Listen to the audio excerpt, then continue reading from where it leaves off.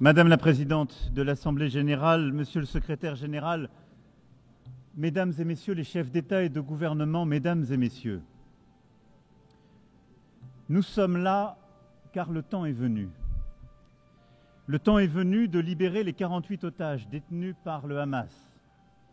Le temps est venu d'arrêter la guerre, les bombardements à Gaza, les massacres et les populations en fuite. Le temps est venu car l'urgence est partout. Le temps de la paix est venu, car nous sommes à quelques instants de ne plus pouvoir la saisir. C'est pour cela que nous nous retrouvons aujourd'hui. Certains diront trop tard, d'autres diront trop tôt. Une chose est sûre, nous ne pouvons plus attendre. En 1947, cette Assemblée décidait du partage de la Palestine mandataire entre deux États, l'un juif et l'autre arabe, et reconnaissait ainsi le droit de chacun à l'autodétermination. La communauté internationale consacrait là l'État d'Israël, accomplissant le destin de ce peuple, enfin, après des millénaires d'errance et de persécution, et qui put fonder là une si belle démocratie. La promesse d'un État arabe, elle, reste jusqu'à ce jour inachevée. Depuis lors, c'est un long chemin d'espérance et de désespoir mêlés qu'Israéliens et Palestiniens ont parcouru chacun à leur manière. Et nous avons cheminé avec eux, chacun d'entre nous selon son histoire et selon sa sensibilité. Mais la vérité est que nous portons la responsabilité collective d'avoir failli jusqu'ici à bâtir une paix juste et durable au Proche-Orient. C'est l'évidence même qui s'est imposée à nous le 7 octobre 2023, lorsque le peuple israélien a subi la pire attaque terroriste de son histoire. 1224 hommes, femmes et enfants tués, 4834 hommes, femmes et enfants blessés, 251 hommes, femmes et enfants enlevés. La barbarie du Hamas et de ceux qui ont collaboré à ce massacre a stupéfait Israël et le monde. Le 7 octobre est une blessure encore vive pour l'âme israélienne comme pour la conscience universelle. Nous la condamnons sans aucune nuance, car rien, jamais, nulle part, ne peut justifier de recourir au terrorisme. Nous pensons en ce jour aux victimes et à leurs familles. Nous disons notre compassion aux Israéliens et exigeons avant toute autre chose que tous les otages encore détenus par le Hamas soient libérés sans aucune condition. Nous, Français, avons rendu un hommage national à nos 51 compatriotes assassinés ce jour-là et à toutes les victimes du 7 octobre 2023. Nous ne les oublierons pas, jamais. Comme jamais, nous ne cesserons le combat existentiel contre l'antisémitisme. Français, nous savons la morsure du terrorisme. Nous portons au cœur le souvenir du témoignage de fraternité offert après les attentats commis à Paris le 7 janvier 2015 par des dizaines de dirigeants étrangers manifestant avec eux, au premier rang desquels le Premier ministre israélien et le président de l'autorité palestinienne. Nous savons qu'aucune faiblesse n'est possible face aux terroristes. Nous savons aussi le danger des guerres sans fin. Nous savons que le droit toujours doit l'emporter sur la force. Nous savons enfin de notre histoire que l'attachement à l'universel et à la paix est l'héritage des siècles passés comme la condition du salut.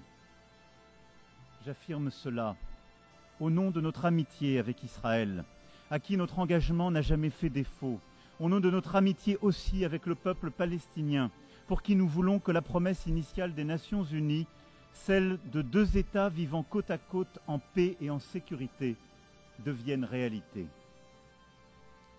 Or, à cette heure, Israël étend encore ses opérations militaires à Gaza dans l'objectif déclaré de détruire le Hamas. Mais ce sont les vies de centaines de milliers de personnes déplacées, blessées, affamées, traumatisées, qui continuent d'être détruites. Alors même que le Hamas a été considérablement affaibli et que la négociation d'un cessez-le-feu durable reste le moyen le plus sûr d'obtenir la libération des otages. Rien ne justifie plus la poursuite de la guerre à Gaza. Rien. Tout commande au contraire d'y mettre un terme définitif maintenant, à défaut de l'avoir fait plus tôt, pour sauver des vies. Les vies des otages israéliens encore détenus dans des conditions atroces, les vies des centaines de milliers de civils palestiniens accablés par la faim, la souffrance, la peur de mourir, le deuil de leurs proches. Sauver toutes les vies. Car depuis désormais près de 2 ans, c'est bien la négation de l'humanité de l'autre et le sacrifice de la vie humaine qui prévalent. Oui, depuis le 7 octobre, c'est bien la vie de l'autre qui est niée. Nous le disons depuis le premier jour de la guerre à Gaza, une vie vaut une vie. Je le sais, pour avoir pris dans mes bras les familles des otages rencontrés à Tel Aviv puis à Paris. Et je pense à cet instant à la mère d'Eyatar David, otage affamé et montré à la foule par ses bourreaux. Je pense à Nimrod Cohen, otage de 19 ans dont je viens de saluer le père. Je le sais, pour être allé aussi au chevet des victimes palestiniennes des opérations militaires israéliennes, réfugiés à Al-Arish, des femmes, des enfants, dont je n'oublierai pas le regard. Je le sais, pour avoir rencontré des jeunes de Gaza accueillis en France, et je pense à Rita Baroud, qui aurait dû être avec nous aujourd'hui, et qui continue de témoigner de la détresse de ses proches à Gaza. Une vie vaut une vie. Et notre devoir à tous est de protéger les uns et les autres, devoir indivisible comme l'est notre humanité commune. Une solution existe pour briser le cycle de la guerre et de la destruction. C'est la reconnaissance de l'autre, de sa légitimité, de son humanité, de sa dignité. Que les uns et les autres rouvrent les yeux et voient des visages humains, là où la guerre a placé le masque de l'ennemi ou les traits d'une cible. C'est la reconnaissance qu'Israéliens et Palestiniens vivent dans une solitude jumelle, solitude des Israéliens après le cauchemar historique du 7 octobre 2023, solitude des Palestiniens à bout de force dans cette guerre sans fin. Le temps est venu, car le pire peut advenir. Qu'il s'agisse du sacrifice de tant d'autres civils, de l'expulsion de la population de Gaza vers l'Égypte, de l'annexion de la Cisjordanie, de la mort des otages détenus par le Hamas, ou des faits accomplis qui changent de manière irréversible la situation sur le terrain. C'est pour cela que nous devons aujourd'hui, ici même, ouvrir ce chemin de paix, car depuis juillet dernier, l'accélération des événements est terrible. Et au point où nous en sommes, il est à craindre que les accords d'Abraham ou de Camp David soient remis en cause par l'action d'Israël et que la paix devienne impossible pour longtemps au Moyen-Orient. Il pèse donc sur nous une responsabilité historique. Nous devons tout faire pour préserver la possibilité même d'une solution à 2 États, Israël et la Palestine, vivant côte à côte, en paix et en sécurité. Le temps est venu.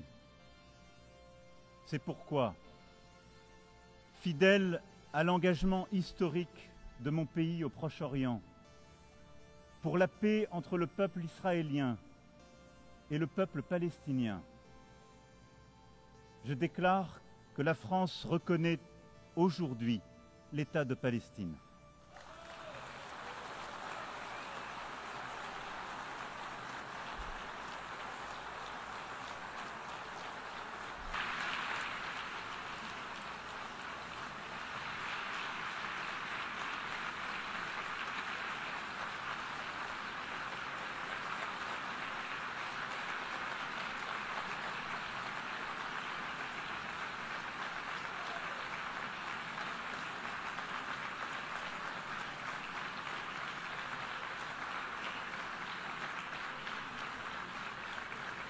Cette reconnaissance est une manière d'affirmer que le peuple palestinien n'est pas un peuple en trop, qu'il est au contraire ce peuple qui ne dit jamais adieu à rien, pour parler avec Mahmoud Darwish, un peuple fort de son histoire, de son enracinement, de sa dignité.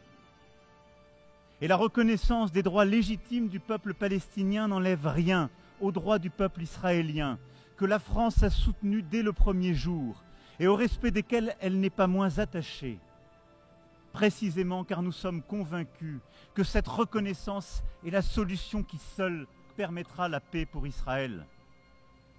Jamais la France n'a manqué à Israël quand sa sécurité était en jeu, y compris face aux frappes iraniennes.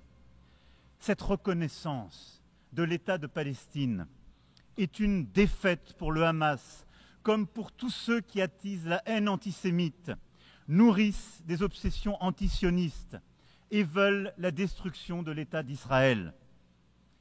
Cette reconnaissance de la France est accompagnée par celles qui seront annoncées aujourd'hui, entre autres, et je les en remercie, celles d'Andorre, de l'Australie, de la Belgique, du Canada, du Luxembourg, de Malte, de Monaco, du Portugal, du Royaume-Uni, de Saint-Marin, qui ont attendu avec nous ce moment et saisissant l'appel de juillet dernier, ont fait le choix de la responsabilité, de l'exigence et de la paix. Cela, après le choix fait par l'Espagne, l'Irlande, la Norvège et la Slovénie en 2024 et tant d'autres auparavant. Cette reconnaissance ouvre le chemin d'une négociation utile aux Israéliens comme aux Palestiniens. Ce chemin est celui du plan de paix et de sécurité pour tous que l'Arabie saoudite et la France ont soumis au vote de cette Assemblée qu'il a adopté à une très large majorité. Il porte notre ambition commune de briser l'engrenage de la violence et de changer la donne sur le terrain. Nous avons su faire un pas les uns vers les autres, sortir de nos postures habituelles et nous donner des objectifs concrets. Il nous appartient maintenant, ensemble, de déclencher une mécanique de paix répondant aux besoins de chacun. Le premier temps de ce plan de paix et de sécurité pour tous est celui de l'urgence absolue, celle de coupler la libération des 48 otages et la fin des opérations militaires sur tout le territoire de Gaza. Je salue les efforts du Qatar, de l'Égypte et des États-Unis pour y parvenir et demande à Israël de ne plus rien faire qui entrave leur aboutissement. Le Hamas a été vaincu sur le plan militaire par la neutralisation de ses chefs et de ses décideurs. Il doit l'être sur le plan politique pour être véritablement démantelé. Dès lors que le cessez-le-feu aura été agréé, c'est un effort massif que nous devrons produire collectivement pour porter secours à la population de Gaza. Et je remercie l'Égypte et la Jordanie de leur engagement ici et rappelle à Israël l'obligation absolue qui est la sienne de faciliter l'accès humanitaire à Gaza pour aider une population aujourd'hui démunie de tout. Le deuxième temps est celui de la stabilisation et de la reconstruction à Gaza. Une administration de transition intégrant l'autorité palestinienne, la jeunesse palestinienne, accompagnée de forces de sécurité dont nous accélérerons la formation, aura le monopole de la sécurité à Gaza.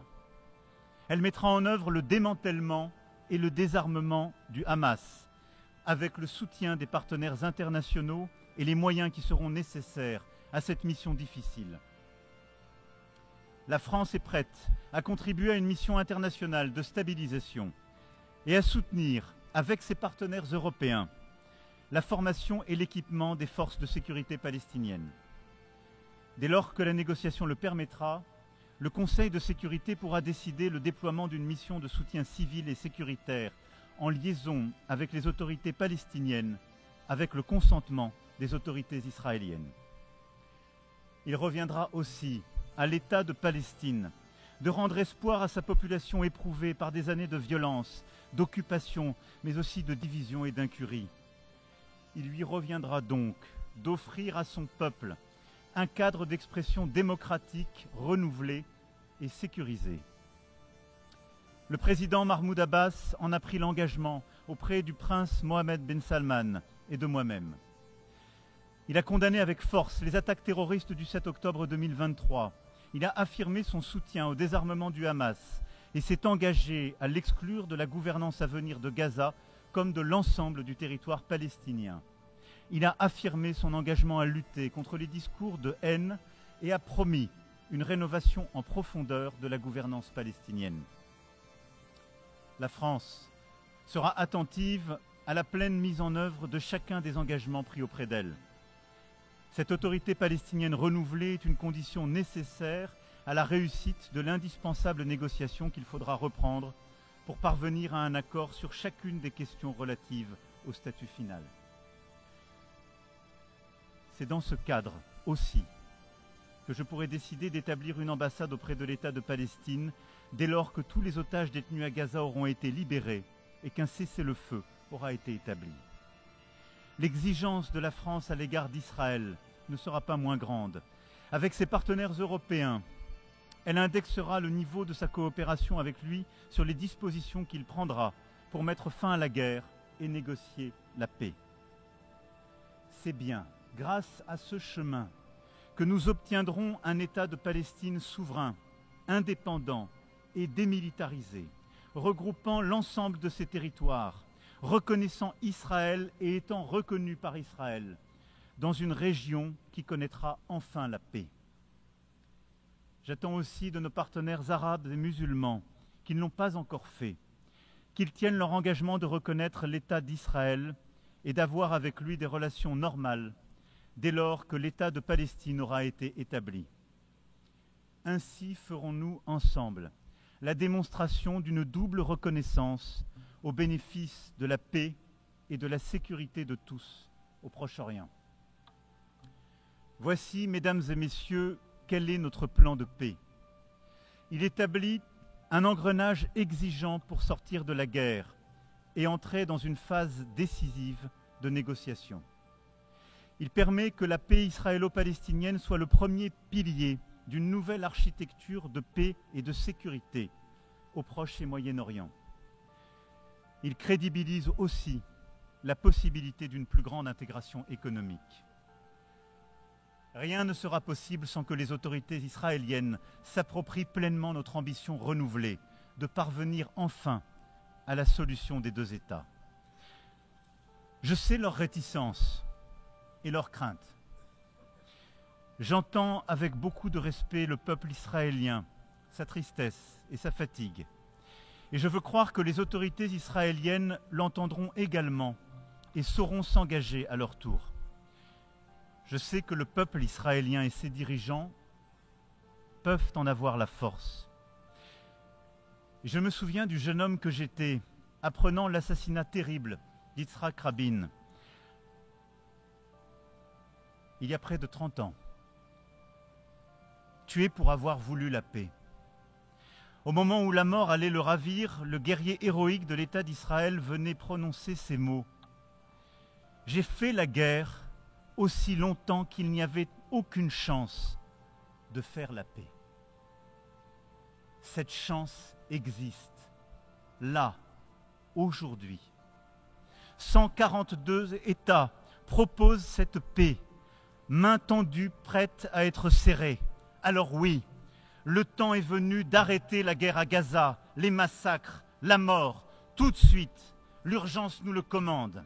Le temps est venu pour Israël de vivre en paix et en sécurité, de la Galilée à la mer Rouge, par la mer Morte, par le lac de Tibériade et par Jérusalem.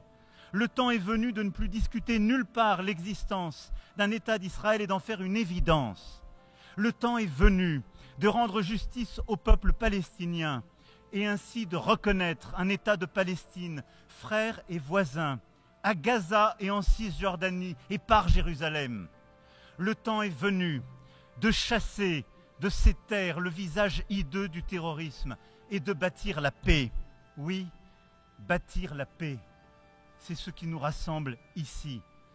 Et telle est l'espérance qui peut se construire, alors que pour certains commence une année nouvelle. C'est un choix à faire, et c'est notre devoir. La paix est beaucoup plus exigeante, beaucoup plus difficile que toutes les guerres. Mais le temps est venu.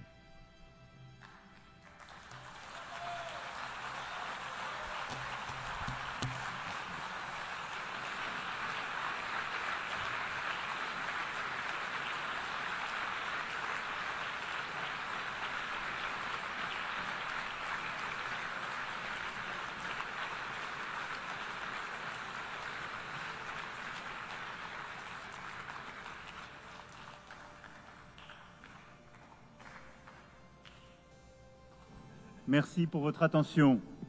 Je donne à présent la parole à Son Altesse le Prince Faisal bin Farhan Al Saoud, ministre des Affaires étrangères d'Arabie Saoudite, au nom de Son Altesse royale le Prince Mohammed bin Salman bin Abdulaziz Al Saoud, prince héritier